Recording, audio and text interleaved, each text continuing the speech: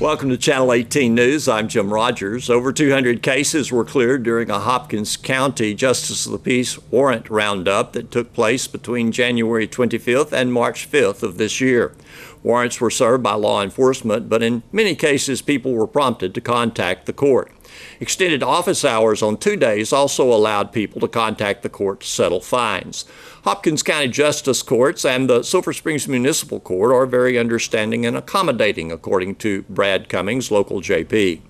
No one should ever have to go to jail for a Class C warrant, but communication is paramount, he said. Getting a Class C ticket is not the end of the world and shouldn't be treated as such. Yet the case will remain open until fully satisfied, he said. When a person gets a ticket, if they don't contact the court tries to contact them. Cummings says that a local company in Sulphur Springs, GHS, attempts to contact defendants for the court. GHS also sends pre-warrant notices to defendants as well. These are yellow cards and are in the form of a legitimate contact. It's not a scam, Cummings said. If you received one of these cards, you need to contact the court listed on the card. Contacting the court doesn't necessarily mean physically coming into the office, according to Cummings. A phone call or writing the court also constitutes contact. The contact must be done on or before the date given on the ticket. There are certain circumstances where a person will be required to appear in person. Initial contact with the court will advise the defendant whether or not they must appear in person.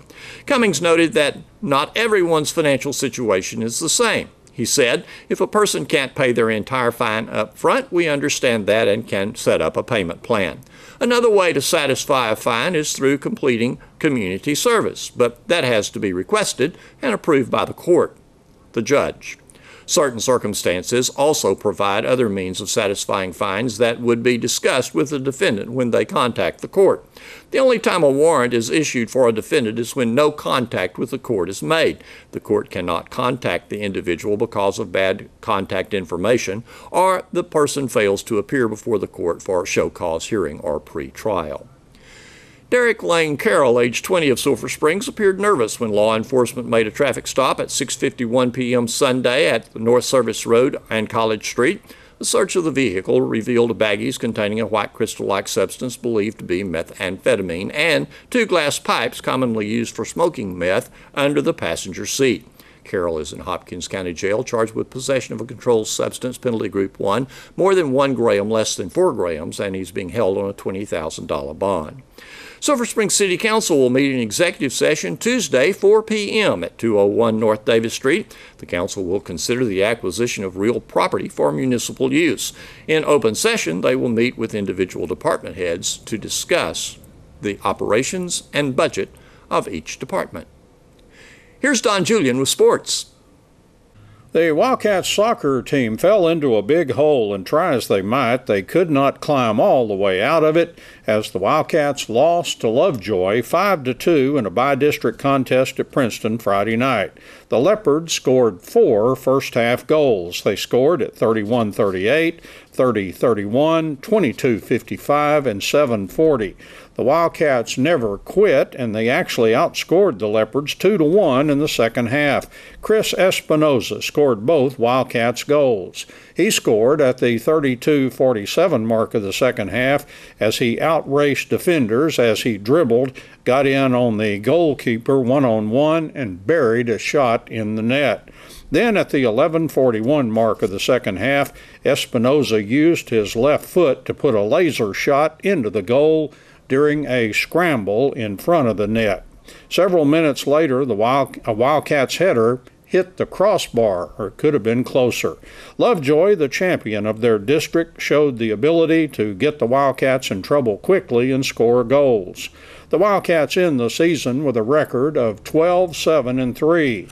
The Wildcats had a district record of 5 wins, 2 shootout losses, and 5 outright losses. They were the district's 4th-place playoff team. The Wildcats will lose 10 seniors off of this year's team to graduation.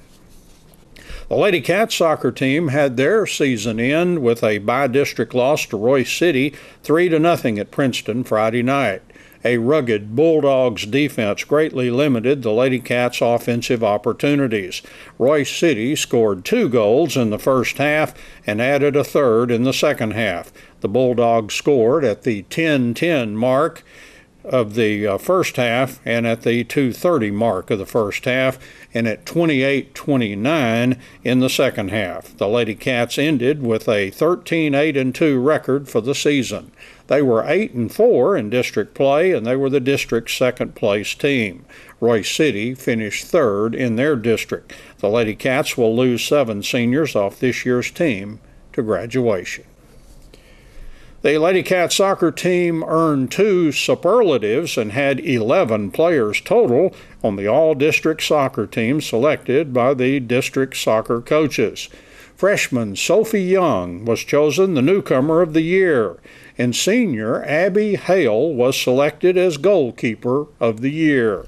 Making the all-district first team were junior forward Gracie Boyer, senior midfielder Sierra Rico, and senior defender Cameron Wimberly.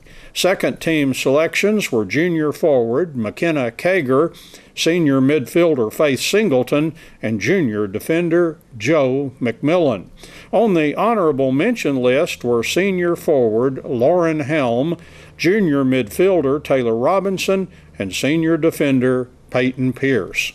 Coaches were not allowed to vote for a member of their own team.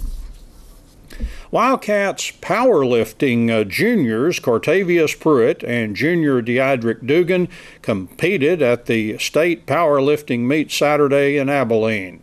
Wildcats powerlifting coach Casey Jeter was very proud of his lifters and the way they competed. State meet in Abilene was state. We had 10,000 people at the Taylor Expo Center.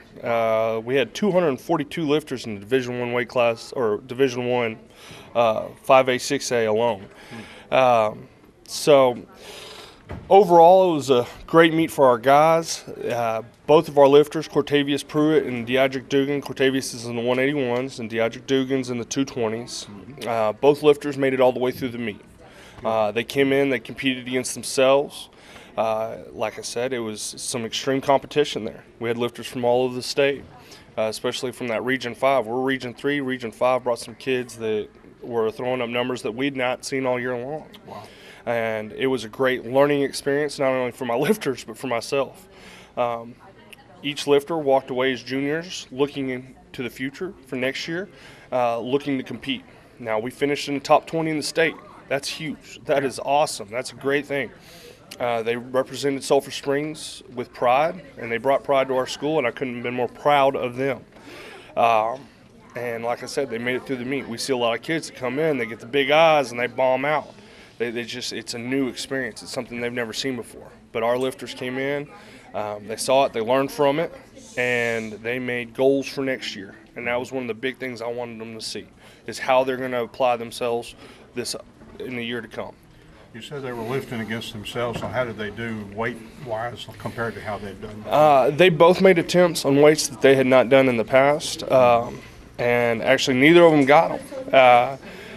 Cortavius attempted a bench press. He attempted 305. He's bench pressed 300. He and Dugan both attempted 305. They both got the weight up, but for technical issues, neither of them got them.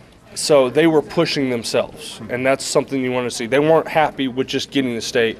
They wanted to compete at state, and now so more than ever. How did we finish in the top 20? What was our rank? Well, out of 23 lifters in the 181s, Pruitt finished number 17. Okay. And then Deidrick Dugan, out of almost 30 lifters, he finished number 20 in this state. And what about the team?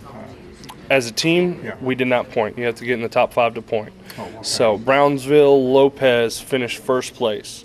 And just to show you how competitive it is, they finished first place as a team overall with a first place, 2/3, and a 5th place. Wow. So 14 points won the state meet. Wow. And it was pretty much like that in every division. Yeah. And that's something that our guys looked at, and they're like, hey, we have the possibility of competing as a team next year too. And that's something that we also look forward to. And we're spreading the words with the other powerlifters that didn't make it out of regionals. And so we have some goals, and our lifters have some goals. And that's something you always want is for your athletes. It's coaches can have goals all day long, but if your athletes have them, then we can work with that. All right. Is there any weightlifting? I know in sports and other things like that, will you have some power lifters that will kind of continue with you? Yes, sir. Now, my football guys, all of our football guys are starting to revamp. They're getting into their football mode, especially since powerlifting's over, and a lot of them powerlift to help out with football. Sure. So we're going to go more towards athlete-centered or sports-centered lifting. I have a couple 114s that are going to lift powerlifting-centered, and then Cortavius Pruitt, he's actually wanting to get a scholarship in powerlifting.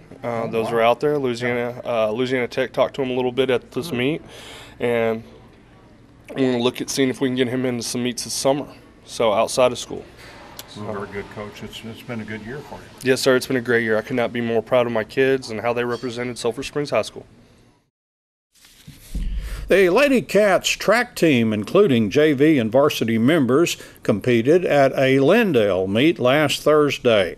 Lady Cats track coach Tristan Abram talks about their performance. We did a pretty good job on Thursday. We had two divisions that we competed. We went JV and varsity once again, and in the JV division we ended up I believe fourth overall. Didn't have very many young ladies in that division, but you know, my mindset is if you're coming out to practice, and I would like for you to go to a meet, and that's with that being said, I don't have enough to completely fill that team, but I have enough that I can somewhat make a team and allow every young lady that's coming to practice to go and compete, and to me that's just right, you know, the right thing to do. But with that being said, to still place fourth and only have maybe 12 girls, I believe, that was on that team, that ain't bad. You know, we did a great job. We went I believe 2-3 in shot.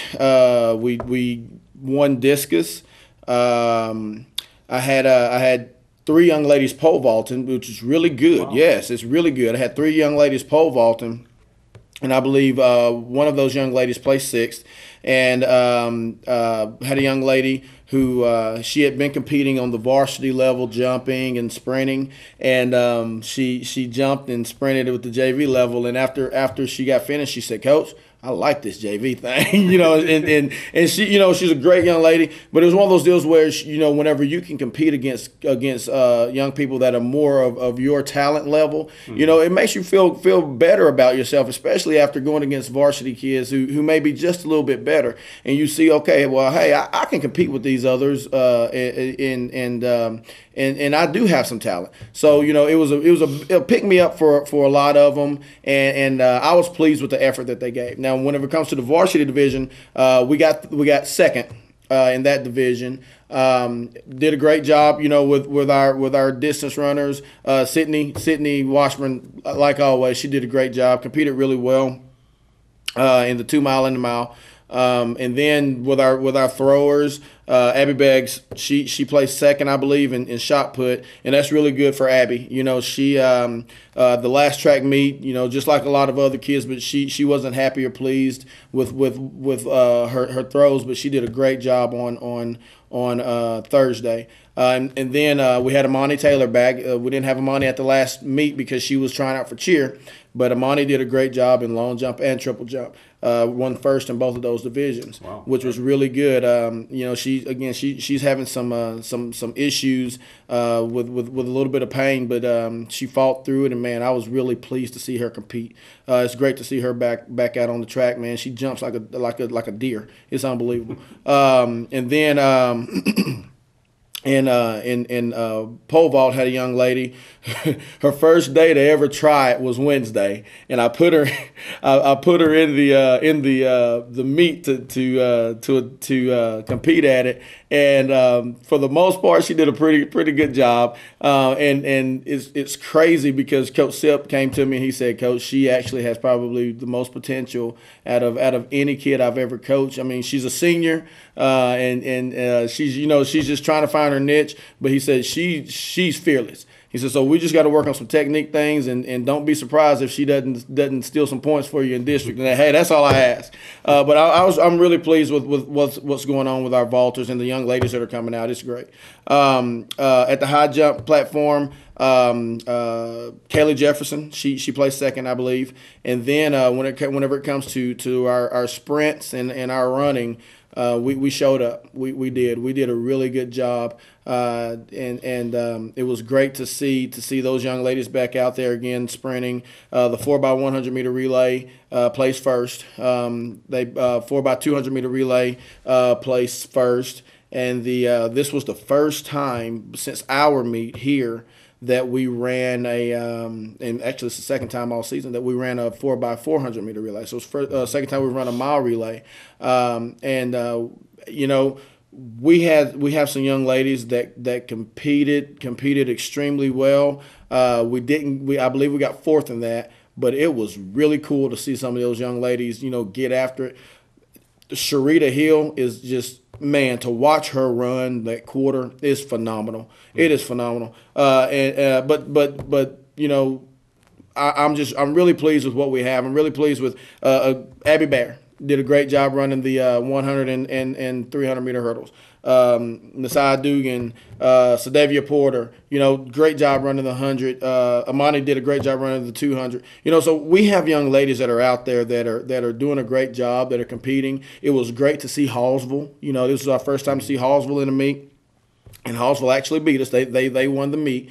But with all that being said, we see our competition. We know what we need to do, what we got to get better at whenever it comes to preparing for district. So I'm really pleased with the effort and what those young ladies are doing. And we have a couple of weeks to work and progress to get better before we go step on the track in district and see if we can't win that and see who we can get to area and hopefully regionals or state. So there's work to be done, but I believe we're taking those steps forward to get it done. And you go to Mount Pleasant, I guess, on Friday? Is it? Actually, Mount Pleasant we were supposed to go there, but due to the incident that occurred last week, and man, those kiddos in that community are still in our prayers. Yeah. But they have actually canceled their meet. Okay. We just got confirmation. Paris was supposed to go to that meet as well, but what we're going to do is we're just going to go to Paris on Thursday. We're going to go to Paris, and we're going to take all of our kids, and we're just going to do a dual meet with them. Right. We worked it out to where we're going to come up there and our coaches are going to assist and we're going to work the meet together. We're not giving any medals. It's not going to be anything like that. Is what I'm going to sell to our kids is it's going to be a glorified practice where you get to compete against someone else. It's almost like a scrimmage. Yeah. But it's great that we're able to do that because it means that we don't have to go without a meet. We were able to work that out, and again, we're still praying for the Mount Pleasant community, but that's what we're going to do this week, and then finish it off next week with Kennedale going into district. It must be something kind of more personal with those being track kids that were injured, and that that just had to really impact all schools. Yes. Have any athletes traveling anywhere. Yes, you're exactly right. Any time that there's any similarity between you or in something that you do, something that you love, and someone else or another community, and yes, we do compete against one another, but this district we're unbelievable as far as the camaraderie amongst coaches with the schools. There are no ill feelings as far as coaches go with any school, and whenever a tragedy like that occurs, it's like it happened to one of your colleagues here in Sulphur Springs, because just that bond that we have. And I believe it feels that way with the kids. They all know each other very well with this social media stuff, with Twitter and all that. They communicate quite often. So it really hit home, and it affected a lot of people. And I know that I've had kids texting me over the weekend, and it shook them up a little bit. But for the most part, I believe that we're going to help each other get through it, and for us as a coaching staff and for our kids to be there for the Mount Pleasant community, I think that's going to be a big deal. And we have great kids, and I know that they're willing to do that and show their support for that community and those kids. Thanks for watching Channel 18 News. Have a great evening.